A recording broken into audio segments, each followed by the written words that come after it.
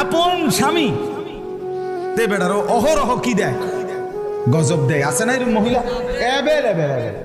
আপন স্বামী স্বামীরে কেমনে লানত দেয়, সন্তানকে কিভাবে লানত দেয়, স্বামীর মাকে কিভাবে অভিশাপ দেয়।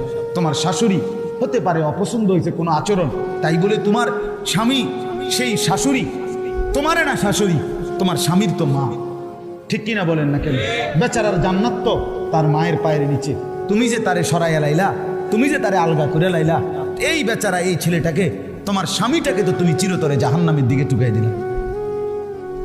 তোমার একটু সুখের লাগিয়া তুমি স্বামী বেচারারে শেষ করে দিলা, ওই ছেলেটার জীবন শেষ করে দিলা।